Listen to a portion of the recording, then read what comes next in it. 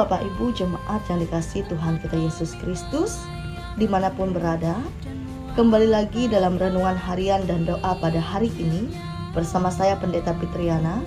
Sebelum kita membaca dan merenungkan firman Tuhan, mari kita bersatu hati, kita berdoa. Kembali lagi kami datang ke hadirat-Mu yang kudus ya Tuhan. Kami bersyukur terima kasih atas setiap penyertaan dan tuntunan Tuhan di sepanjang hidup dan kehidupan kami. Dan saat ini sebelum kami melakukan setiap aktivitas kegiatan kami di sepanjang hari ini, kami mau bersama-sama membaca dan merenungkan akan sebagian dari firman Tuhan. Kami memohon kiranya Tuhan berkati kami yang akan mendengarkan maupun yang menyampaikan firman ini, supaya boleh memahami dan mengerti akan maksud firman Tuhan pada saat ini, sehingga kami boleh menerapkan firman Tuhan di dalam kehidupan kami. Di dalam nama Tuhan Yesus Kristus kami berdoa serta bersyukur. Amin. Bacaan firman Tuhan bagi kita pada saat ini terdapat dalam kitab Yosua pasal yang ketiga, ayat yang ke-7 sampai dengan ke-17, yang akan saya bacakan bagi kita sekalian di bawah perikop menyeberangi sungai Yordan, yang berbunyi demikian. Dan Tuhan berfirman kepada Yosua, "Pada hari inilah aku mulai membesarkan namamu di mata seluruh orang Israel, supaya mereka tahu bahwa seperti dahulu aku menyertai Musa, demikianlah aku akan menyertai engkau. Maka kau perintahkan kepada para imam pengangkat tabut perjanjian itu. Demikian setelah kamu sampai ke tepi air sungai Yordan, haruslah kamu tetap berdiri di sungai Yordan itu. Lalu berkatalah Yosua kepada orang Israel, datanglah dekat dan dengarkanlah firman Tuhan Allahmu. Lagi kata Yosua, dari hal inilah akan kamu ketahui bahwa Allah yang hidup ada di tengah-tengah kamu, dan bahwa sungguh-sungguh akan dihalaunya orang Kanaan, orang Het, orang Hewi, orang Peris, orang Girgasi, orang Amori, dan orang Yebus itu dari depan kamu. Sesungguhnya tabut perjanjian Tuhan semesta bumi berjalan menyeberang di depan kamu masuk ke sungai Yordan. Maka sekarang pilihlah 12 orang dari suku-suku Israel, seorang dari tiap-tiap suku."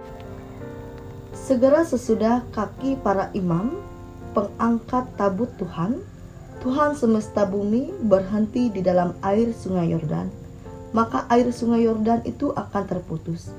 Air yang turun dari hulu akan berhenti mengalir menjadi bendungan. Ketika bangsa itu berangkat dari tempat perkemahan mereka untuk menyeberangi sungai Yordan, para imam pengangkat tabut perjanjian itu berjalan di depan bangsa itu.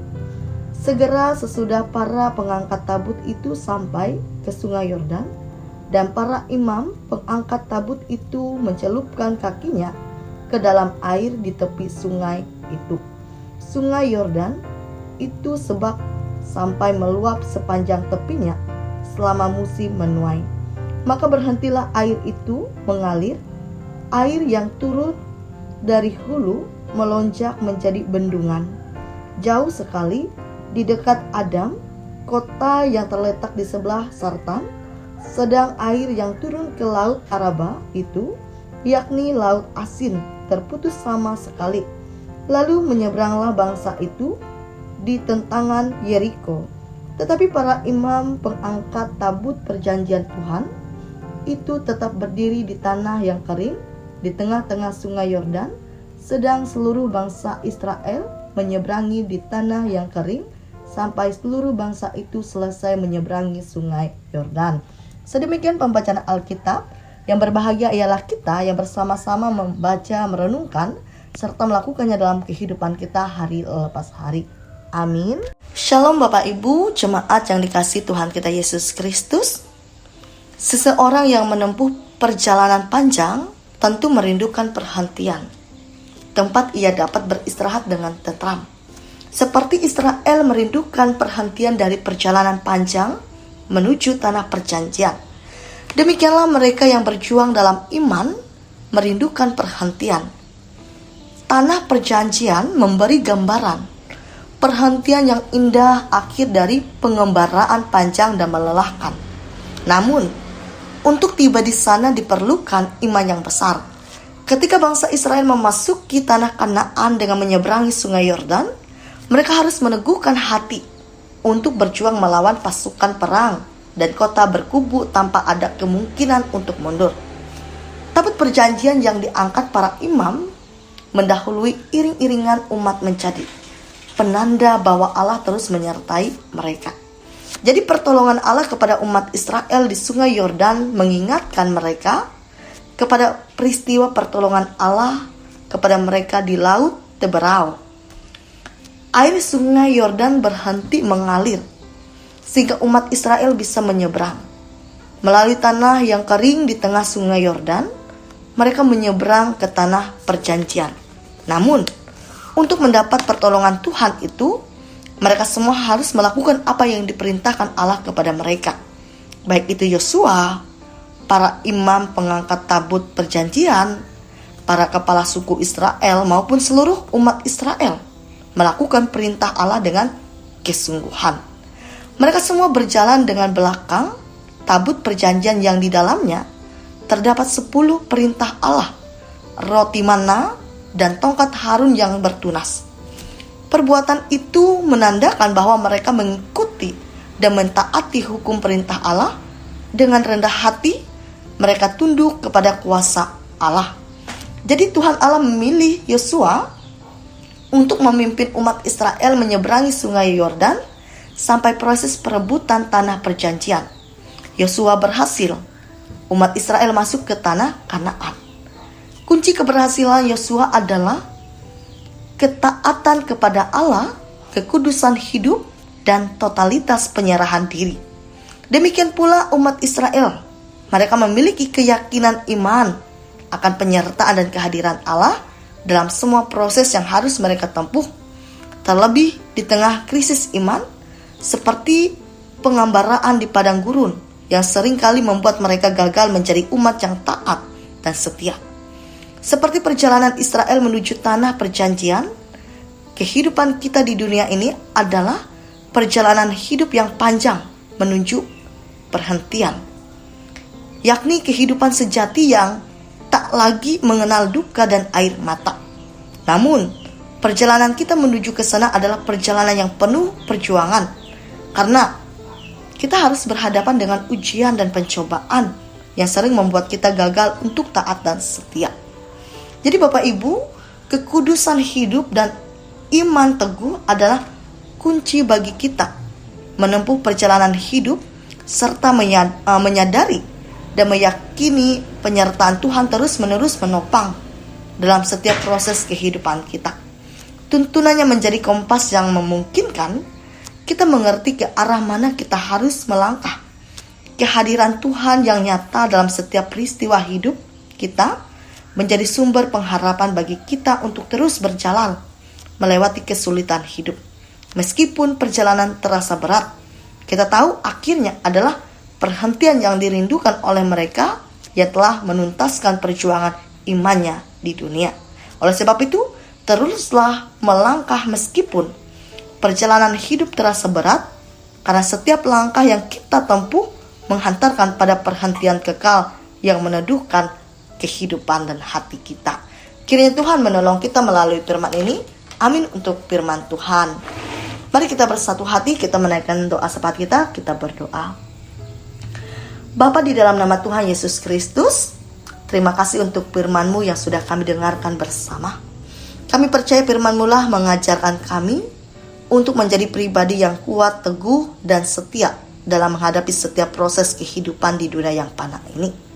Baik di dalam kami menjalani setiap tantangan yang terjadi, baik itu pergumulan, permasalahan, dan persoalan hidup. Terima kasih Tuhan. Dan pada saat ini kami bersama-sama menaikkan segenap doa, ungkapan syukur, permohonan, dan harapan melalui doa syafaat ini. Kami memohon kiranya Tuhan berkati kehidupan kami pribadi, bahkan kehidupan keluarga, sanak saudara kami dimanapun berada, dan seluruh jemaat Tuhan yang ada di Galilea Datakoto dan Olung Hanangan. Kiranya Tuhan pimpin dan tuntun kehidupan kami dan jemaat Tuhan dalam cinta kasih Tuhan. Berikanlah kami selalu berkat dan anugerah, baik itu kesehatan, kekuatan, kemampuan, bahkan Roh Kudus Tuhan. Begitu juga berkati setiap apapun yang kami lakukan dan kerjakan dalam hidup dan kehidupan kami setiap harinya.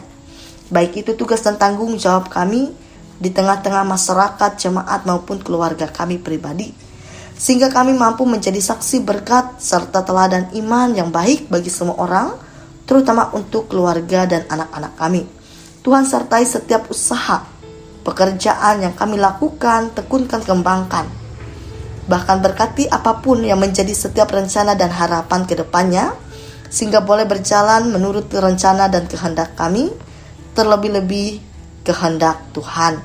Begitu juga anak-anak terkasih kami, kiranya Tuhan Engkau lindungi, Engkau berkati setiap harapan, cita-cita yang mereka perjuangkan pada saat ini.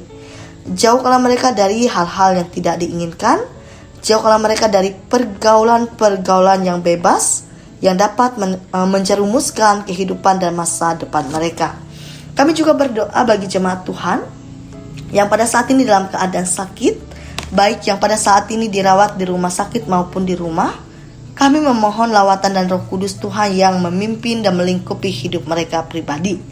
Bahkan setiap obat-obatan yang mereka minum, konsumsi, setiap para medis, Tuhan berkati.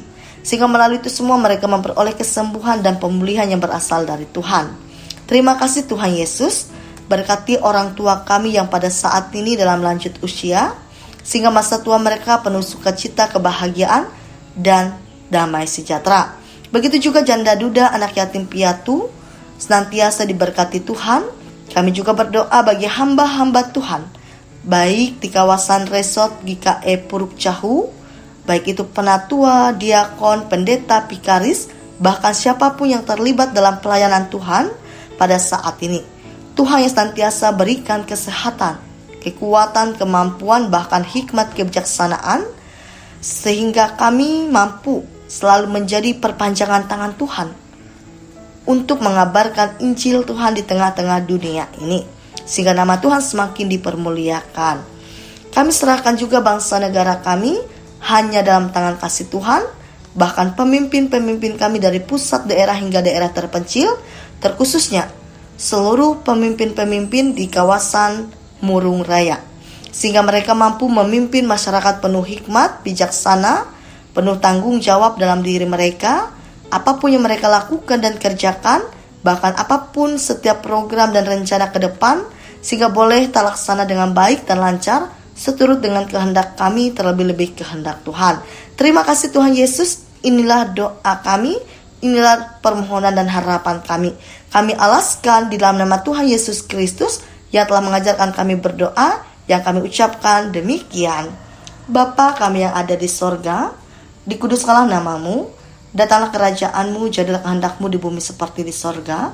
Berikanlah kami pada hari ini makanan kami yang secukupnya, dan ampunilah kami akan kesalahan kami, seperti kami juga mengampuni orang yang bersalah kepada kami. Dan janganlah membawa kami ke dalam pencobaan, tetapi lepaskanlah kami dari penjahat, karena Engkaulah yang mempunyai kerajaan dan kuasa dan kemuliaan sampai selama-lamanya. Amin. Tuhan memberkati engkau dan melindungi engkau. Tuhan menyinari engkau dengan wajah-Nya dan memberi engkau kasih karunia. Tuhan menghadapkan wajah-Nya kepadamu dan memberi engkau damai sejahtera. Amin.